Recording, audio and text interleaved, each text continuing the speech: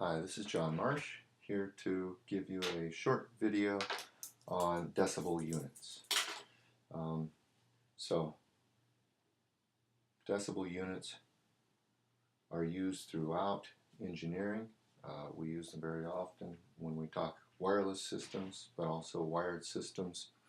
And typically, what we're doing with decibel units is measuring some sort of a ratio. So sort of a number R, which is a unitless number. It may be the ratio of power in to power out of a system. Say, for example, P out divided by P in. So for example, typically we put some power in and we get some power out. This system here may be a piece of wire. It may be the air in which we're transmitting a radio frequency signal for a wireless network. But this is the typical situation. And so we're interested in this ratio R. And it turns out that in many systems we have a ratio that varies over a wide range of values. So R may be as small as 0.0001, R may be 1, R may be as large as, say, 1,000.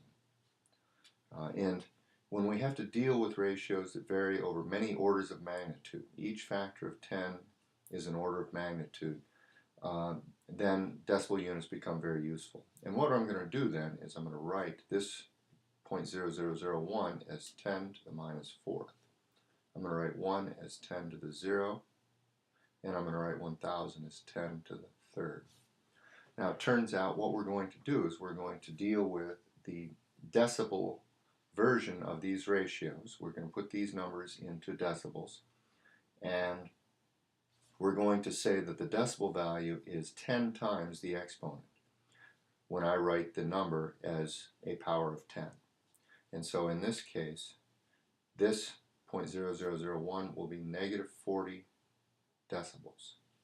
That is 10 times the exponent. Here, I have 0 decibels, because 10 times 0 is 0. Here I'm going to have plus 30 decibels. And so that's the basic idea of decibels. They allow you to deal with numbers which range from maybe plus 30 down to minus 40 rather than numbers from 1,000 all the way down to 1/10,000th. And so if we have a number y and we want to write it as 10 to the x, which is what I've done here, we can always solve for x by going that x is equal to the log base 10 of y. And so what we're going to do is we're going to take 10 times that exponent. X is the exponent. So if r is equal to 10 to the x, then the ratio r in the units of decibels, and we often put a subscript of dB on a number to mean that its value is in decibels. And we always have to put that dB value after writing the number. It's like putting the units on any quantity. R in dB is going to be 10 times that exponent, and the exponent is 10 times the log base 10 of R. Okay? So you can see that R behaves like y, and the exponent is x, and so it's log 10 of R, and it's 10 times that. So this is the basic formula for converting a number, a ratio, a unitless number R into decibel units. And so some typical values that we see often include a ratio R of, say, 2. And if I calculate the formula, what I'm going to type in on the calculator is 10 log of 2. And you notice I use the LOG button rather than the LN button. The LOG button is usually understood on calculators to be the log base 10. So if I type 10 log 2 and hit equals, I get 3.01. Typically, we take that just to be 3 dB, 3.0 decibels. So R in dB is 10 log 10 of 2, which is 3.0 dB. Okay. Similarly, I can do other calculations. If I take R is 1/2, then that implies that R in decibel units is equal to negative 3.0 dB. If R is 50, then converting R into decibel units gives me plus 17 dB.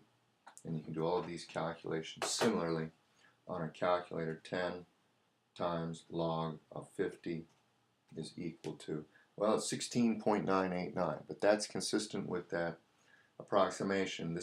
We're going to write this as 17, and this is all based on the fact that log base 2 is so close to 3.